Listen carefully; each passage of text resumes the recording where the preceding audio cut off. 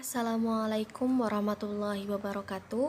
Perkenalkan, nama saya Wahyuni Widi Lestari dari program studi Ilmu Al-Quran dan Tafsir kelas B dengan NIM 20131300064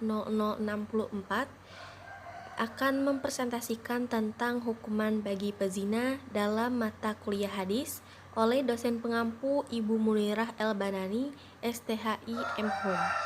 Berikut adalah hadis nomor 1102 dalam kitab Al-Lu'lu' wal Marjan karya Syekh Muhammad Fuad Abdul Baqi. Di dalam hadis ini dikatakan bahwasanya Rasulullah bersabda untuk merajam orang yang berzina. Kemudian Jabir berkata, "Aku di antara yang merajamnya. Kami merajamnya di tanah lapang. Setelah dia terkena lemparan batu, dia melarikan diri, maka kami menangkapnya di Harwah dan kami merajamnya." Hadis riwayat Bukhari nomor 6317. Hadis ini mempunyai 4 jumlah hadis penguat dan mempunyai 3 jalur sanad.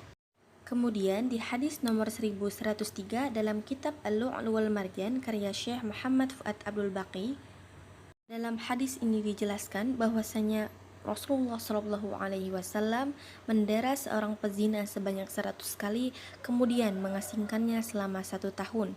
Hal ini termuat dalam hadis riwayat Malik nomor 1293. Terangan hadis ini mempunyai 9 hadis penguat dan juga memiliki 2 jalur sanad. Setelah membahas hadis tentang zina, marilah kita beralih ke dalam definisi zina. Zina adalah persetubuhan antara pria dan wanita yang tidak memiliki ikatan perkawinan atau pernikahan yang sah menurut agama. Suatu perbuatan dapat dikatakan zina apabila memenuhi 2 unsur.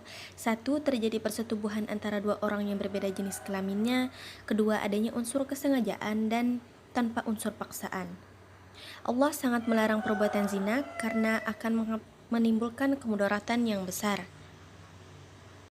Salah satu dalil di dalam Al-Quran yang mengatakan zina itu haram ada di dalam Quran surah Al-Isra ayat 32. Wala taqrabuz zina innahu kana fahisyatan wa sa'a sabila. Dan janganlah kamu mendekati zina, sesungguhnya zina itu adalah suatu perbuatan yang keji dan suatu jalan yang buruk. Macam-macam zina dan hukumannya. Zina dibagi menjadi 2 kategori, yaitu 1. Zina muhsan. Zina muhsan yaitu zina yang dilakukan orang-orang yang pernah terikat tali perkawinan. Artinya yang dilakukan baik suami, istri, duda, atau janda. Hukuman atau had bagi pelaku zina muhsan yaitu dirajam atau dilempari batu sampai ia mati. 2. Zina ghairu muhsan. Zina ghairu muhsan yaitu zina yang dilakukan orang yang belum pernah menikah. Hukuman bagi pelaku zina ghairu muhsan dijilid atau dicambuk sebanyak 100 kali dan dibuang ke daerah lain selama 1 tahun. Hukuman yang ditetapkan atas diri seorang yang berzina dapat dilaksanakan dengan 1. Orang yang berzina itu berakal atau waras. Orang yang berzina sudah cukup umur atau baligh. Zina dilakukan dalam keadaan tidak terpaksa, tetapi atas kemauannya sendiri. Orang yang berzina tahu bahwa zina itu diharamkan. Bahaya zina dan cara menghindari zina serta hikmah diharamkannya perzinaan. Beberapa akibat buruk dari bahaya zina yaitu 1. Dalam zina terkumpul bermacam-macam dosa dari keburukan. 2. Zina membunuh rasa malu. 3. Menjadikan wajah pelakunya muram dan gelap. 4. Membuat hati menjadi gelap dan mematikan sinarnya. 5. Zina menghilangkan harga diri pelakunya dan merusak masa depannya. Lalu bagaimana cara kita untuk terhindar dari zina? Cara yang pertama adalah menjaga mata, sebab mata adalah gerbang masuknya dosa zina. 2. Membatasi pergaulan dengan lawan jenis, utamanya mereka yang bukan mahram. 3. Tidak berkhalwat atau berdua-duaan dengan lawan jenis. 4. Meningkatkan ibadah kepada Allah Subhanahu wa Ta'ala, sebab mereka yang bagus ibadahnya memiliki proteksi diri yang baik dari perbuatan maksiat termasuk zina. 5. Mendoakan diri agar senantiasa dilindungi dari godaan syaitan, terutama perbuatan zina. Lalu, apa hikmah dari diharamkannya zina?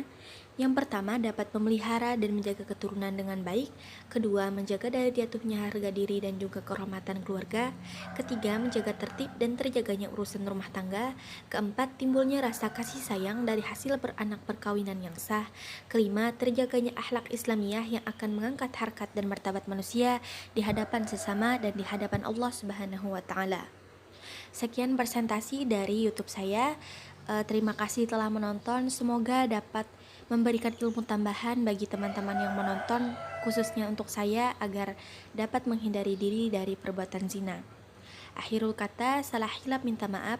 Assalamualaikum warahmatullahi wabarakatuh.